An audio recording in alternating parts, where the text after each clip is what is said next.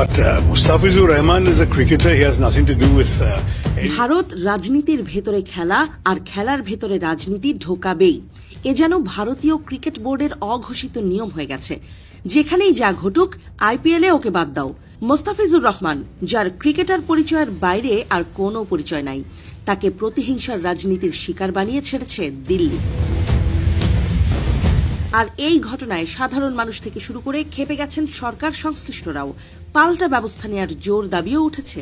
Kolkata night রাইডার্সের squad থেকে বাংলাদেশের তারকা পেসার মোস্তাফিজুর রহমানকে বাদ দেওয়ার ঘটনাকে কেন্দ্র করে এখন উত্তাল ক্রীড়াঙ্গন, আলোচনায় রাজনীতি, কূটনীতি ও নিরাপত্তা সবকিছুই।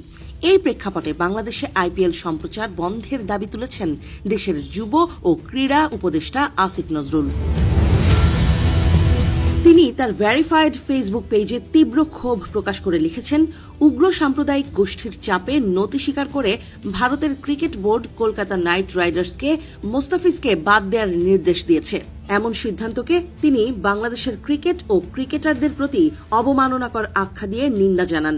একই সঙ্গে তিনি বলেন, বাংলাদেশ কোনো ধরনের অপমান মানতে প্রস্তুত নয় এবং এই বিষয়ে কঠোর অবস্থান নেওয়া প্রয়োজন। এখানেই থেমে থাকেননি ক্রীড়া উপদেষ্টা। তিনি জানিয়েছেন, তথ্য ও সম্প্রচার মন্ত্রণালয়ের দায়িত্বপ্রাপ্ত উপদেষ্টাকে ইতোমধ্যে অনুরোধ করছেন বাংলাদেশে আইপিএল এর সম্প্রচার বন্ধের পদক্ষেপ নিতে। তাঁর ভাষায়,